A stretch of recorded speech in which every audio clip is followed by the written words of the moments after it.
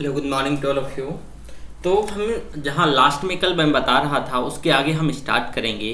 तो देखिए, अगर हम बात करते हैं तो सबसे पहले आज तो मैं आपको ये बता दूं कि ये जो लेक्चर होगा उसी के आगे, और ये ज़्यादा मैं लिखने पे फोकस नहीं करूँगा क्योंकि कुछ चीज़ें हैं जो आपको समझना है। ठीक है।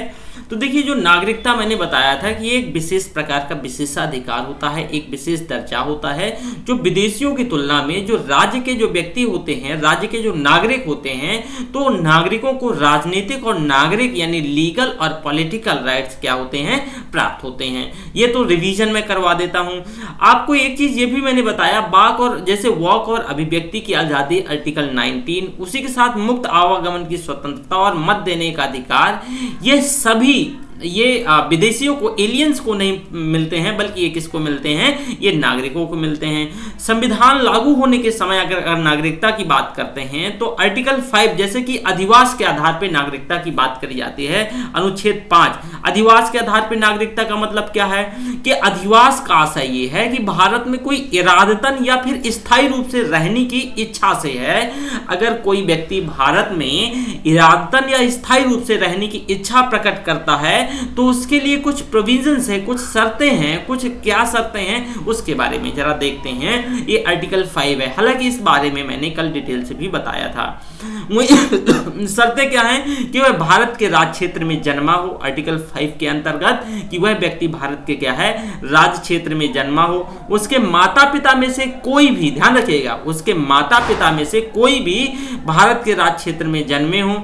साथ ही साथ वह संविधान लागू होने के ठीक 5 वर्ष से पूर्व भारत का साधारण तौर से क्या है, निवासी रहा हो। 5 वर्ष पूर्व संविधान, यानी संविधान जैसे ही लागू होता है उसके ठीक 5 वर्ष पूर्व भारत का सामान्य रूप से क्या हो, निवासी रहा हो। वहीं पाकिस्तान से भारत प्रवासन करने की नागरिकता का जो उल्लेख है वो अनुच्छेद 6 में बात की जाती है, जो कि इसको भी मैंने आपको डिटेल बताया था। अगर हम आर्टिकल 7 के अंतर्गत बात करें तो आप देख सकते हो कि 19 जुलाई, ध्यान रखिएगा ये टाइम पीरियड, ये डेट 19 जुलाई 1948 के पहले यदि किसी भी व्यक्ति ने पाकिस्तान से भारत में प्रव्रजन किया हो, कोई भी व्यक्ति अगर पाकिस्तान से कहां, भारत में प्रव्रजन करता है, ये सारा सब कुछ मैं कल बता चुका था, ठीक है ना, किया हो, तब वह भारत से क्या करेगा कि भारत से पाकिस्तान और पुनः फिर भारत प्रवासन करने वाले व्यक्ति को नागरिकता दी जा सकती है अनुच्छेद 7 के अंतर्गत। वही आर्टिकल 8 क्या कह रहा है, आर्टिकल 8 कह रहा है कि भैया जो 1 मार्च 1947 के बाद पाकिस्तान गए व्यक्ति को भारत का नागरिक नहीं माना जाएगा यदि वो भारतीय मूल का कोई व्यक्ति जो भारत में निवास कर रहा हो और वह भारत की नागरिकता प्राप्त कर सके, तभी वो नागरिक माना जाएगा, अन्यथा उसको नागरिक नहीं माना जाएगा। तो ये तो सारी चीजें जो मैंने आज आपको रिविजन करवाया ये मैं ऑलरेडी बता चुका हूं, ठीक है। अब हमें जो इंपॉर्टेंट है, जो आज देखना है, वो नागरिकता अधिनियम 1955, मोस्ट इंपॉर्टेंट। अगर हम देखेंगे तो जो अनुच्छेद 11 के तहत, आर्टिकल 11 के तहत कुछ जो शक्तियां हैं, जो शक्तियों के अंतर्गत अगर देखें, जो हमारा पार्लियामेंट है, जो संसद है, तो नागरिकता अधिनियम या नागरिकता संबंधी कुछ जो रूल्स बना सकता है, उसे पूरा पावर है।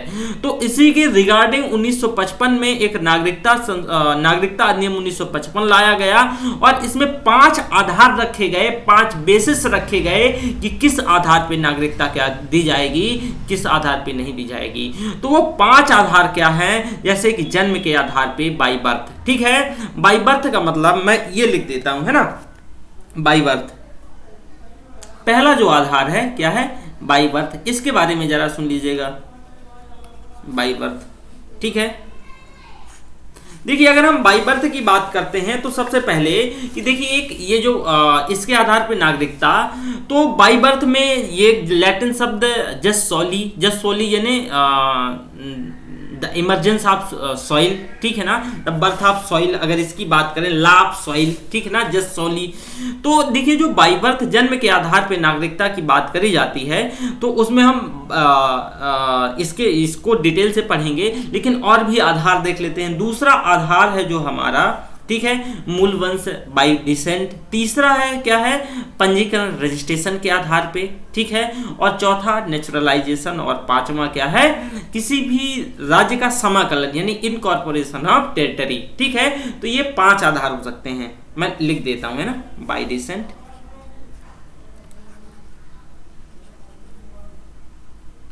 Bye decent, bye registration,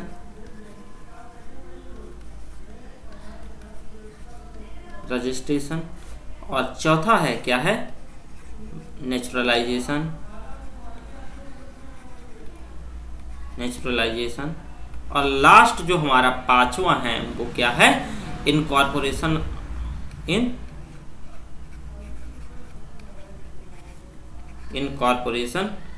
of territory, ध्यान रखिएगा, ठीक है, इनकॉर्पोरेशन ऑफ टेरिटरी। ये 5 क्या हैं, ये 5 आधार हैं, ठीक है।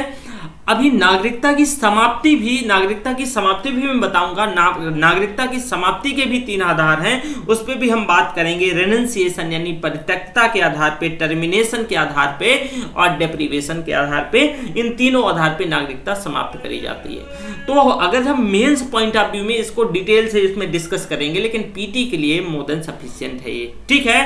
तो ये आपने देखा कि जो भारतीय नागरिकता की समाप्ति है, वो नागरिकता की समाप्ति भी किस आधार पे, यदि कोई व्यक्ति जैसे नागरिक स्वेच्छा से अपनी नागरिकता त्याग दे तो ऑब्वियस उसकी क्या है, नागरिकता चली जाएगी। साथ ही साथ आप देखोगे कि आर्टिकल 9 के तहत कोई भी व्यक्ति कोई भारतीय व्यक्ति जो भारत का नागरिक है, अगर वो दूसरे स्टेट की यानी दूसरे स्टेट का मतलब दूसरे देश की नागरिकता ग्रहण कर लेता है तो भारतीय नागरिकता उसकी क्या हो जाएगी, समाप्त हो जाएगी।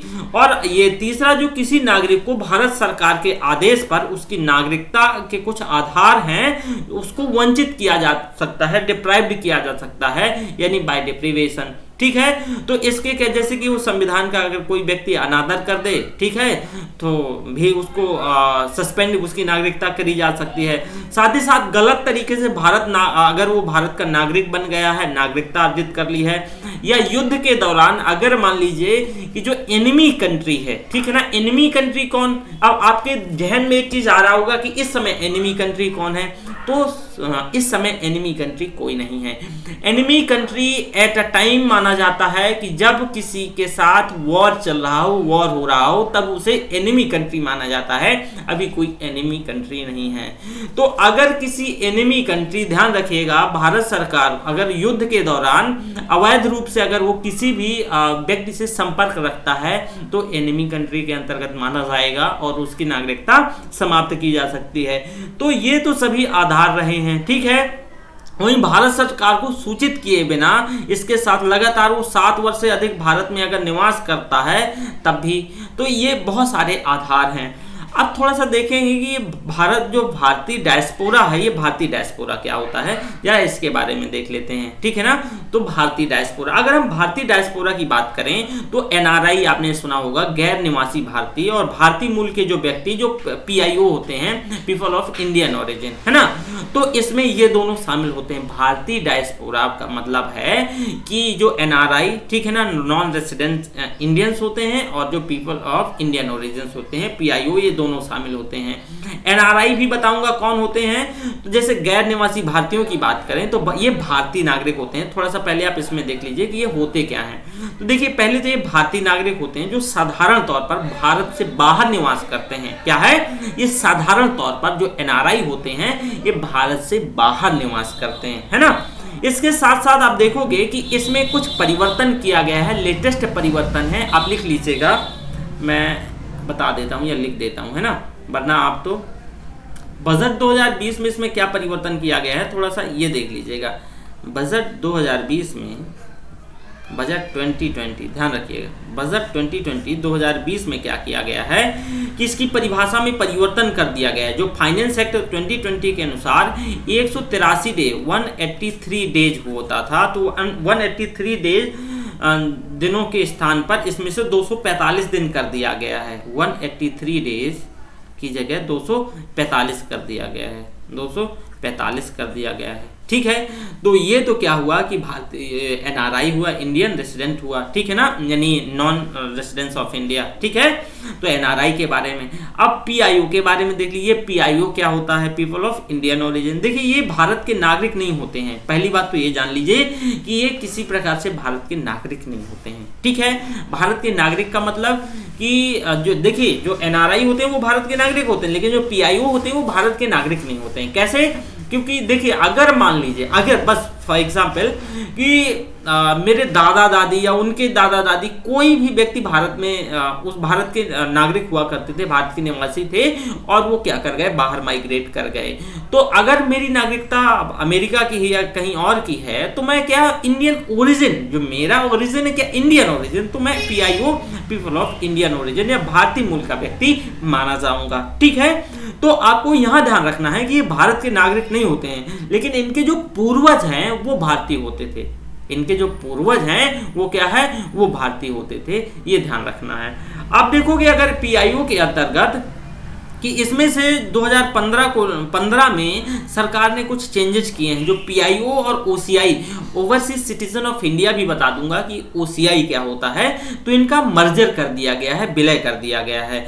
अब ओवरसीज सिटीजनशिप ऑफ इंडिया में बता देता हूं, पहले इसे देख लीजिए। मैंने क्या बताया, 2015 में PIO people of Indian origin, OCI को क्या कर दिया गया है, मर्ज कर दिया गया है। तो PIO भी मैंने बता दिया कि भाई ये क्या होते हैं, ये भारत के नागरिक नहीं होते हैं, लेकिन इनके कोई ग्रांडफा या ग्रांडमा जो भी हैं वो नागरिक थे और ये उन्हीं के ओरिजिन हैं। ठीक है, अब OCI क्या, देखिए OCI सेम एज वैसी है, बस इसमें एक डिफरेंट है कि अगर इन OCI में PIO से ये डिफरेंट है कि जैसे कि मान लीजिए कि मैं कोई सॉफ्टवेयर इंजीनियर हूँ, ठीक है, तो मैं अमेरिका माइग्रेट कर गया और वहां की क्या कर ली, नागरिकता ले ली। ठीक है, मैंने कहा माइग्रेट कर गया, अमेरिका माइग्रेट कर गया और मैंने वहां की क्या कर ली, नागरिकता ले ली। ठीक है, लेकिन मेरे जो रिलेटिव हैं, मेरा जो ब्लड सेंस है, डिसेंट है, वो कहाँ रहते हैं, भारत में रहते हैं। तो ये क्या हो गया, ओवरसीज ऑफ इंडियन सिटीजनशिप। ठीक है, overseas of Indian citizen, overseas citizenship of India, OCI हो गया। ठीक है, तो ये और ध्यान रखिएगा, इसकी जो अनुशंसा है वो लक्ष्मीमल सिंघवी समिति ने 2005 में ये जो कॉन्सेप्ट है उसकी मतलब अनुशंसा के आधार पे ये लाया गया। तो ये अगेन इंपॉर्टेंट है। ओके, तो ये आपने देखा PIO, NRI और OCI को भी देख लिया। अब इनके लिए क्या है, इनके लाभ क्या है जब इन्हें मिला दिया गया। मैंने बताया ना कि PIO OCI को मिला दिया गया है, तो ये आजीवन बहुउद्देशीय वीजा रख सकते हैं, यानी ये आजीवन बहुउद्देशीय मल्टीपल पर्पस वीजा रख सकते हैं। ठीक है, साथ ही साथ जो NRI ये जो OCI होते हैं, ये नॉन फॉर्म, ध्यान रखिएगा, यानी जहां चारागाह होते हैं वैसी जमीन नहीं खरीद सकते हैं और कृषि संबंधी संपत्ति भी नहीं खरीद सकते हैं। ठीक है, ये आवासीय और व्यावसायिक चीजें क्या कर सकते हैं, ये खरीद सकते हैं, बल्कि जो कृषि संबंधित जो लैंड है वैसा नहीं खरीद सकते हैं। ठीक है, तो ये आपने सारी चीजों को बहुत डिटेल से पढ़ा। वही नागरिकता संशोधन अधिनियम 2019 को भी देख लीजिए कि भाई ये क्या है, ये कौन सी बला है। आपने इसमें खूब सुना होगा, तो इसके भी बारे में बता देता हूं, है ना। 1955 में मैंने 5 आधार बताए थे नागरिकता, जो नागरिकता अधिनियम 1955 था, 5 आधार पे नागरिकता दी जा सकती है। तो उसके बारे में बाई बर्थ और इशारा, by descent, naturalisation and registration and incorporation of territory, ये मैंने बताया। अब ये नागरिकता अधिनियम 2019 जरा देख लीजिए कि भाई ये 2019 कौन सी बला है। नागरिकता अधिनियम